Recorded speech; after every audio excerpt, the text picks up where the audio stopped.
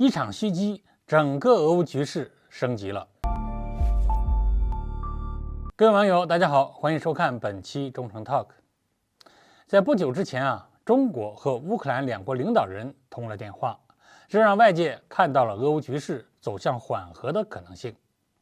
然而，这通电话在美国人眼里却变成了对美国影响力的最大挑战。如今，一场直接瞄准克里姆林宫，甚至是普京的偷袭活动，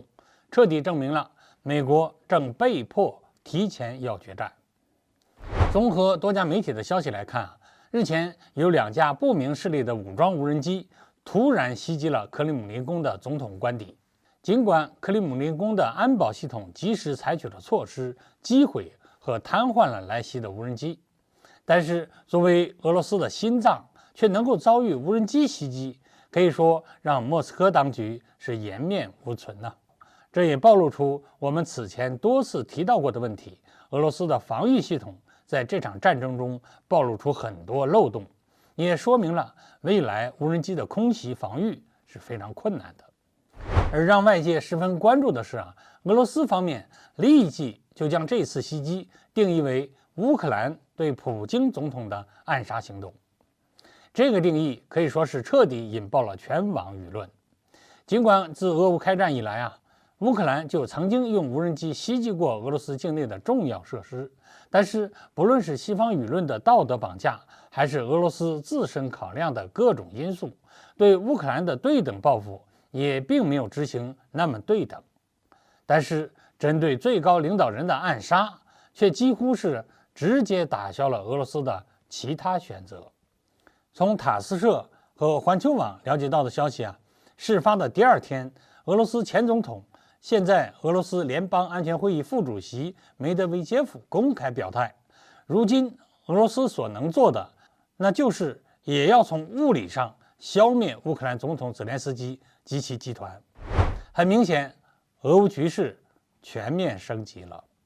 这件事情有许多奇奇怪怪的地方，尤其是关于乌克兰对这件事情的态度上。放在以前的袭击案例中乌克兰通常会直接承认袭击行为，因为很大程度上乌克兰需要这种事件来鼓舞他的士气，同时也是向俄罗斯宣示自己的军事威胁。而这种行为在战争期间也十分常见。可问题是，在这一次暗杀事件爆发后泽连斯基却矢口否认了，说不是乌克兰人干的。坦率地说有能力尝试用无人机暗杀普京，相关势力其实没有几个，要么是乌克兰，要么就是北约。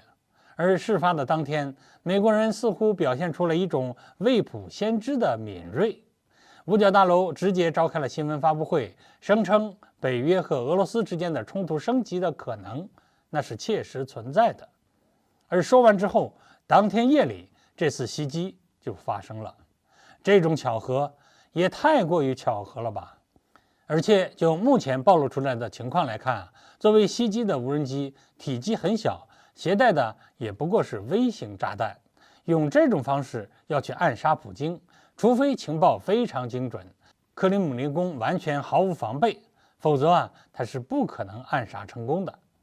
换而言之这次行动可能本身就只是为了塑造一个暗杀普京的行动，而不是真的要完成暗杀行动。联想一下暗杀行为发生之后的局势变化，其实我们就基本能够锁定幕后主使和他的目的了，完全就是为了刺激俄乌局势的升级，破坏逐渐出现和谈苗头的俄乌局势。既然乌克兰打不动，那就暗杀普京，让俄罗斯没得选。从这里其实我们也能够看到，在1周之前，中国和乌克兰领导人的这一通电话，给了美国很大的压力，让美国不敢再等下去了，只想着尽快引爆更大的事件，推动俄乌继续打下去。当然，另一个方向则是美国国内的经济问题严重，银行业在苦撑了1个月之后，再次出现第3家银行暴雷破产。美国需要用更为激进的方式引起全球重大关注，更深入地收割欧洲资本，或者也企图要收割东南亚。那么收效最快的方式，无疑就是提前刺激俄乌决战，把战火烧得更旺。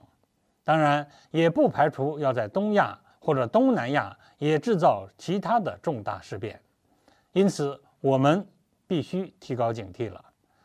好，各位网友，今天的话题就聊到这儿，欢迎各位留言评论，我们下期再见。